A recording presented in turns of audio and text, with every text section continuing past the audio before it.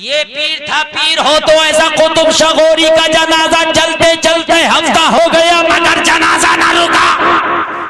अब मुरीद भी पक्के मुरीद थे, जनाजे को लेके चलते रहे जनाजा नहीं रुका तो ये भी नहीं रुके, चलते चलते महीना गुजरा मगर जनाजा ना रुका, 2 महीना गुजरा जनाजा ना रुका, 10 महीना गुजरा जनाजा ना रुका। जुमले पे गौर करते चले जाना और तारीख पढ़ना तो पता चलेगा। 1 साल गुजर गया जनाजा ना रुका, 2 साल गुजर गया जनाजा ना रुका, 3 साल गुजर गया जनाजा ना रुका, 4 साल गुजर गया जनाजा ना रुका, 5 साल गुजर गया जनाजा ना रुका, 8 साल गुजर गया जनाजा ना रुका, 10 साल गुजर गया जनाजा ना रुका। 10 साल गुजर गया जनाजा ना रुका। अब बताइए अगर मुर्दा मानो तो मुर्दे को 3 दिन रोक के देखना, बुरी आने लगी, बॉडी गल जाएगी, जिस्म सड़ जाएगा। लेकिन मुरीदों का कौल है कि अल्लाह की कसम जितना टाइम गुजर रहा था पीर के जनाजे से खुशबू उतनी ही ज्यादा आ रही थी। जितना टाइम गुजरता चला जा रहा था उतनी ही खुशबू में इजाफा होता चला जा रहा था। 10 साल तक लेके चलते रहे मगर जनाजा कहीं ना रुका। और जो 10 साल चला होगा वो कितना चला होगा आप अंदाजा लगा सकते हो। अगर पैदल ही चले तो कितना चले, सारा हिंदुस्तान चलते चलते। और उस वक्त हिंदुस्तान मालूम है कितना बड़ा, पाकिस्तान भी हिंदुस्तान में था, बांग्लादेश भी हिंदुस्तान में, नेपाल भी हिंदुस्तान में, अफगानिस्तान भी हिंदुस्तान में, बर्मा भी हिंदुस्तान में। ये सारे मुल्कों का मिलाकर एक मुल्क था हिंदुस्तान। ये सारे मुल्क में चक्कर लगा दिए मगर जनाजा ना रुका। अरे पीर पीर हो तो ऐसा, सुभान अल्लाह, पीर हो तो ऐसा। 11 साल गुजरा जनाजा ना रुका। 12वां साल लग गया। जब 12वां साल चल रहा था तो मुरीद भी चल रहे थे। 12वें साल का 12वां महीना था, 12वें साल का आखिरी महीना चल रहा था। ये चलते चलते मुरीदों की जमात शहर कोलार पहुंच गई। कोलार सूबा कर्नाटक में एक शहर है जिसका नाम है कोलार। कर्नाटक में एक शहर है जिसका नाम है कोलार। कभी जाना तो देखना, बेंगलोर से लगभग 90 किलोमीटर की दूरी पर है। ये कोलार पहुंच गए और जब दोपहर हुआ इन्हें भूख लगी, नमाज़े ज़ोहर अदा करना था तो मुरीदों के अंदर जो अमीर जमात था उसने कहा कहीं ऐसी जगह जनाजा रखो जहां पानी का तालाब हो, पानी का इंतजाम हो ताकि वुजू करे, नमाज जोहर पढ़ ले और जब खाना खाएं तो पानी पी ले। शहर कोलार तक कहा ये शहर है, कहीं ना कहीं पानी का कुआं होगा या पानी का कोई तालाब होगा या पानी का कोई हौज होगा, वहीं पर जनाजे को रख दिया जाएगा, नमाजें पढ़ी जाएंगी। मेरे प्यारे गौर करना, जब शहर में तलाश करते करते एक जगह पहुंचे तो एक मंदिर नजर आया। मंदिर के जब करीब पहुंचे तो क्या देखा, मंदिर के पास में एक तालाब था जहां पे पुजारी लोग आकर उसका पानी पिया करते थे। मंदिर में पूजा करने वाले लोग आकर उस हौज का पानी पीते थे। मंदिर के करीब में एक हौज था। अमीर जमात ने कहा ये पानी का हौज नजर आ रहा है, यही जनाजे को रख दो, यही खाना खाया जाएगा, यही नमाज पढ़ी जाएगी। जैसे ही मुरीदों ने जनाजा रखा पीर का तो मंदिर का पंडित आ गया। बोला भैया क्या कर रहे हो? कहा पंडित जी बस आधे घंटे की इजाजत दे दो, हम यहाँ पर खाना खा ले, खाना खाने के बाद नमाज पढ़ ले, हौज से पानी पिएंगे, वुजू करेंगे और पीर का जनाजा उठा के ले जाएंगे। जब इतनी बात कही तो पंडित ने कहा मंजूर है मगर आधा घंटा रुकना, इसलिए कि ये रानी का शाही मंदिर है। जब शाम का वक्त होता है तो रानी अपने सिपाहियों के साथ यहाँ पूजा करने के लिए आती है। अगर रानी ने तुम्हें देख लिया तो तुम्हारे सरों को कलम करा देगी, अगर रानी ने मुझे देख लिया तो मेरे सर को भी कलम करा देगी। इसलिए कि रानी काफिर है, मुसलमानों के नाम से जलती है, टोपी वालों से जलती है, नमाज पढ़ने वालों से जलती है, तुम्हें देख लेगी तो कत्ल करा देगी। रानी के आने से पहले पहले चले जाना। तो अमीर जमात ने कहा था, सारे मुरीदों ने कहा था बस आधा घंटा रुकने की मोहलत दे दो,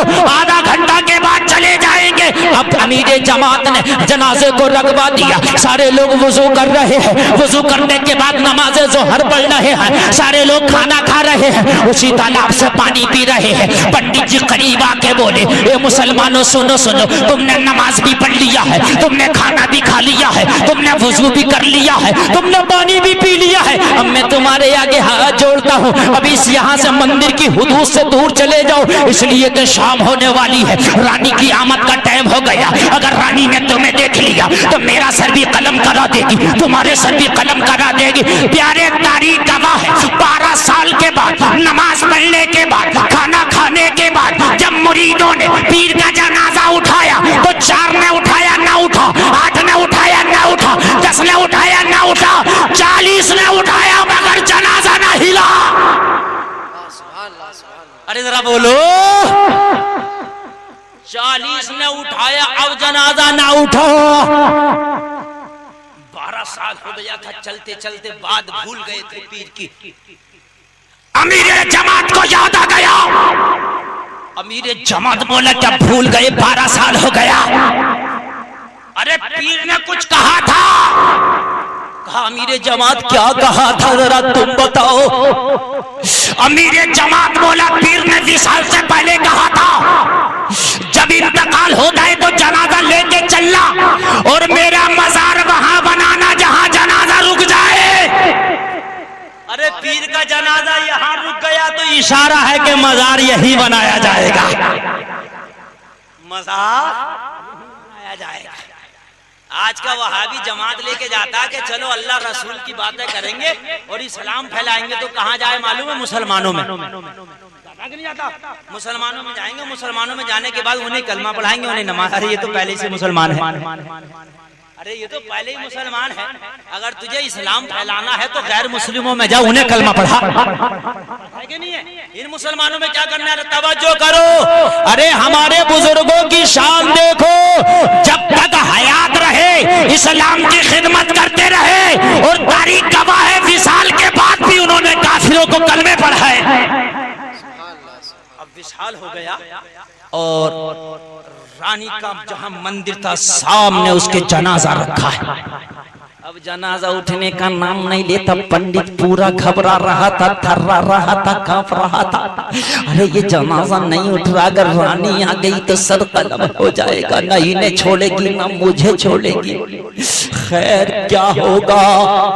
पंडित करीब आके बोला अरे उठाते क्यों नहीं? तो मेरे जमात वाला पंडित जी कान खोल के सुनो, अब ये नहीं उठेंगे, अब तुम उठोगे यहाँ से।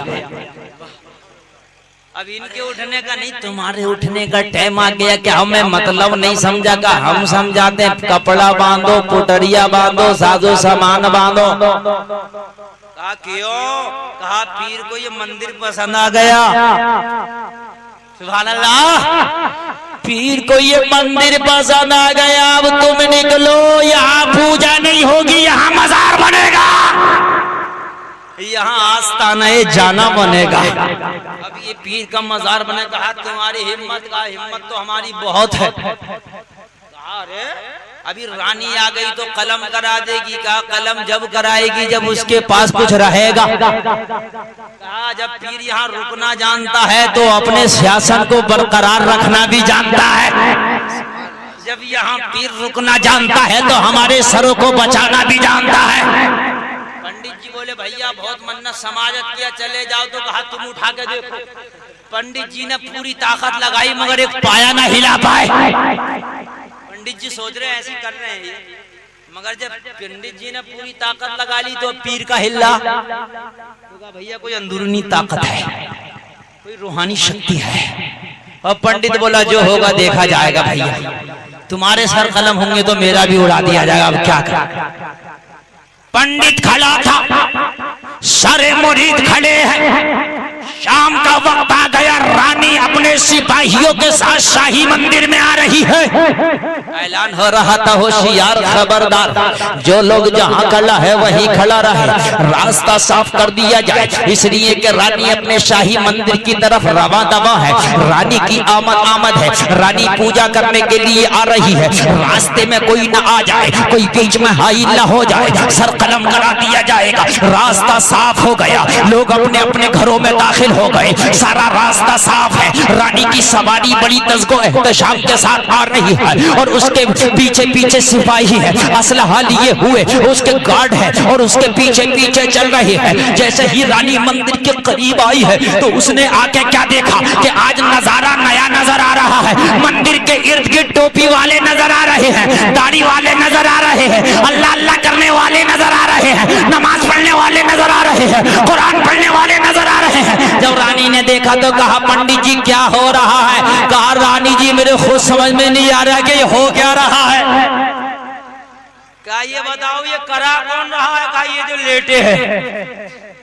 जो है कहा, करा तो ये रहे रानी, ये जो लेटे है। कहा, अच्छा ये कौन है? कहा, इनके पीर है। कहा, इन्हें उठाओ। तो कहा, हमने तो उठा लिया, तुम और बची हो। हमने तो बहुत उठाया, ना उठे तुम, और बची हो तुम, और लगा लो। क्या मतलब? कहा, इनके पीरों का जनाजा है, मुसलमानों के पीर का जनाजा है, सबने उठाया। उठना तो बड़ी बात, हिल ना सका। रानी, मैंने इतना जोर लगाया कि मैं खुद दुनिया से उठने वाला था, मगर उठना तो बड़ी बात, एक पाया न हिला। अरे जब ज्यादा जोर लगाएगा आदमी तो खुद उठ जाएगा। कहा, मैंने बहुत कर लिया, मेरा हिसाब करो या किताब, सर काटो या सूदी चढ़ाओ। भैया ये यहाँ से नहीं हट रहे, हम तुम हटा कर देखो।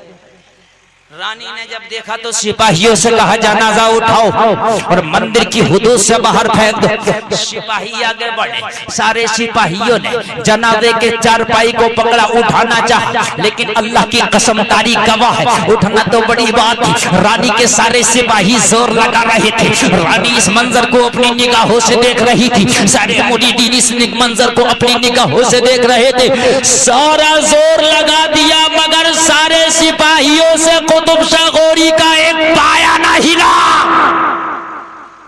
हिला ही नहीं, हिला ही नहीं। रानी से सिपाहियों ने भी जवाब दे दिया, सस्पेंड करो या छोड़ो, हमारे बस की बात नहीं है, हमारे बस की बात नहीं है, ये कोई अंदरूनी शक्ति है। रानी बड़ी जिद्दी थी, मानने वाली नहीं थी।